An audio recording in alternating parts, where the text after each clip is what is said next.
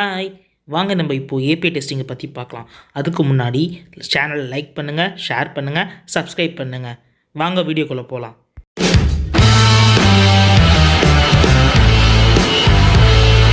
வாங்க இன்றைக்கி செக்ஷனில் போஸ்ட்மேன் எப்படி இன்ஸ்டால் பண்ணுறதுன்னு நம்ம பார்க்கலாம். ஃபஸ்ட்டு வந்து மைக்ரோசாஃப்ட் எட்ஜில் வந்து போஸ்ட்மேன் அப்படின்னு நீங்கள் டைப் பண்ணிங்க அப்படின்னா உங்களுக்கு வந்து ஃபஸ்ட்டு வந்து ஒரு லிங்க்கை வந்து காட்டும்.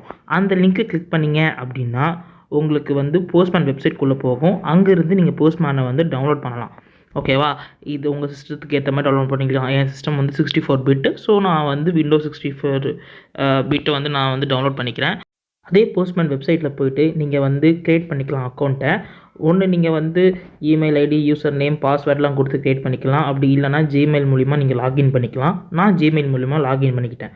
ஒன்ஸ் லாகின் பண்ணதுக்கப்புறம் போஸ்ட்மேன் வந்து ஓப்பன் ஆகிடும். ஒன்ஸ் போஸ்ட்மேன் ஓப்பன் ஆச்சுன்னா உங்களுக்கு இந்த மாதிரி ஹோம் பேஜ் தான் வந்து நிற்கும்.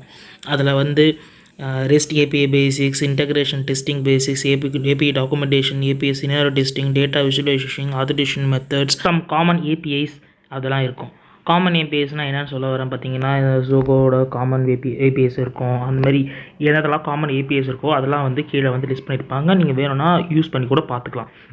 ஒன்ஸ் நீங்கள் அதை பார்த்ததுக்கப்புறம் நெக்ஸ்ட்டு வந்து ஒர்க் ஸ்பேஸ்னால் நீங்கள் ஒர்க் பண்ணுறதுக்கு உண்டான ஸ்பேசஸ். நீங்கள் அந்த ஸ்பேஸ்க்குள்ளே ஒர்க் பண்ணுவீங்க. நீங்கள் புதுசாக ஒரு ஒர்க் ஸ்பேஸும் க்ரியேட் பண்ணிக்கலாம், இல்லை ஆல்ரெடி இருக்கிற ஒர்க் ஸ்பேஸையும் யூஸ் பண்ணிக்கலாம். நான் ஆல்ரெடி இருக்கிற ஒர்க் ஸ்பேஸை யூஸ் பண்ணிட்டேன்.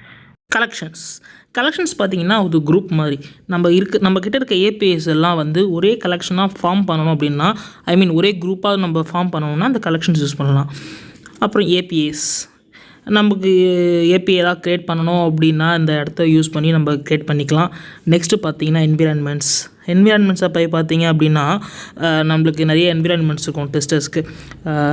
யூஐடி டொமைன் சொல்லுவாங்க, என்விரான்மெண்ட்டு, அப்புறம் டெஸ்டர் டொமைன் சொல்லுவாங்க. ஸோ அந்த மாதிரிலாம் மார்க் சர்வர்ஸ், நம்மளுக்கு ஏதாவது சர்வர் ஏதோ டம்மியாக தேவைப்பட்டதுன்னா அப்போ இந்த மார்க் சர்வர்ஸ் யூஸ் பண்ணிக்கலாம். மானிட்டர்ஸ் யூஸ் பண்ணி நம்மளோட ட்ராக் பண்ண முடியும் நம்மளோட ஏபிஐஸை. ஸோ அப்புறம் ஃப்ளோஸ் மீன்ஸ் நம்ம கிட்டத்தட்ட ஃப்ளோ சார்ட் மாதிரி தான் அதோட ஒர்க்கு. நம்ம அதை பற்றியும் நம்ம ஃபியூச்சரில் பார்க்கலாம். நெக்ஸ்ட்டு ஃபைனலாக வந்து ஹிஸ்ட்ரியை வந்து பார்த்திங்க அப்படின்னா நம்ம இது வரைக்கும் என்னென்ன ஏபிஎஸ் எந்த நாளில் வந்து யூஸ் பண்ணியிருக்கோம், எந்தெந்த நாளில் அந்த ஏபிஎஸில் ஒர்க் பண்ணியிருக்கோன்ற ட்ராக் ரெக்கார்டை நம்ம வந்து பார்த்துக்கலாம். ஸோ ஓகேவா? இதுதான் வந்து ஹிஸ்ட்ரிஸ். இது எல்லாமே வந்து லாஸ்ட் ஆப்ஷனில் அந்த நம்ம வந்து கஸ்டமைஸ் பண்ணிக்கலாம்.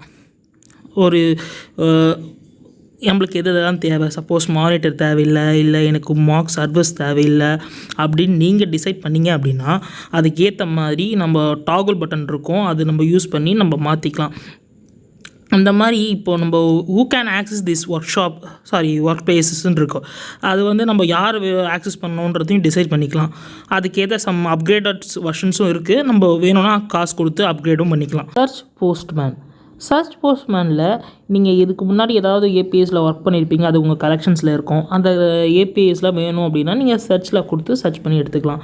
நெக்ஸ்ட்டு இன்வைட்ஸ், உங்கள் டீம் மெம்பர்ஸை இன்வைட் பண்ணிக்கலாம். அதுக்கப்புறம் நெக்ஸ்ட்டு வந்து நோட்டிஃபிகேஷன். நம்ம ஐடி பீப்புள்ஸ் எல்லாருக்குமே தெரியும் ஸ்லாக்னு ஒன்று யூஸ் பண்ணுவோம். அதில் இருக்க நோட்டிஃபிகேஷன்ஸ்லாம் இங்கே வந்தால் கூட நம்ம நோட்டிஃபிகேஷனில் பார்த்துக்கலாம்.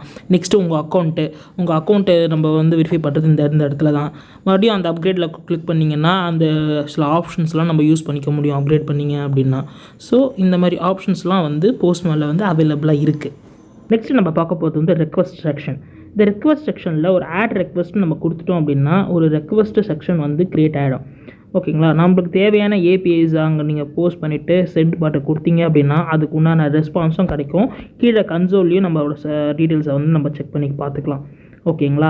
இந்த ரெஸ்பான்ஸை நம்ம வந்து மேலே சேவ் பட்டன் இருக்குது, சேவ் பண்ணியும் நம்ம பார்த்துக்க முடியும். அந்த ரெஸ்பான்ஸுக்கு என்விரான்மெண்ட்டும் செட் பண்ணிக்கலாம். மேலே நோ என்விரான்மெண்ட் இருக்கியா அங்கேயும் கொடுத்துக்கலாம். கீழே அதுக்கு உண்டான கோட்ஸ் டைப் பண்ணிக்கலாம். நம்ம அந்த கோடுக்கு வந்து நம்ம ப்ரோக்ராமிங்கில் கமெண்ட் எழுதுவோம் இல்லையா, அந்த கமெண்ட்ஸும் அங்கே நம்ம அதை யூஸ் பண்ணி நம்ம எழுதிக்க முடியும். ஓகேங்களா? நெக்ஸ்ட்டு வந்து நியூ கொடுத்தீங்கன்னா அதில் நியூவாக நீங்கள் HTTP, அப்புறம் GraphQL, அப்புறம் GFC, அப்புறம் work socket, web socket or socket ID, MTQ collections, environment flows, workspace எல்லாம் நீங்கள் புதுசாக க்ரியேட் பண்ணிக்கலாம். இம்போர்ட் கொடுத்தீங்கன்னா உங்கள் சப்போஸ் உங்கள் கொலீக்ஸோ இல்லை உங்கள் டீம் மெம்பர்ஸ் இல்லை உங்கள் மேனேஜர்ஸ் யாருன்னா ஏபிஎஸ் சென்ட் பண்ணாங்க அப்படின்னா அந்த சென்ட் பண்ண ஏபிஎஸ் வந்து கலெக்ஷன்ஸையே இங்கே வந்து நீங்கள் புஷ் பண்ணி இம்போர்ட் பண்ணிக்க முடியும் உங்கள் சிஸ்டமில். ஸோ இதுக்கு தான் வந்து இம்போர்ட் வந்து யூஸ் ஆகுது.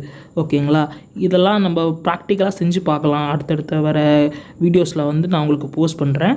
இது வரைக்கும் சேனல் லைக் பண்ணுங்கள், ஷேர் பண்ணுங்கள், சப்ஸ்கிரைப் பண்ணுங்கள். மறக்காமல் வீடியோவை ஸ்கிப் பண்ணாமல் பாருங்கள். Thank you, bye bye.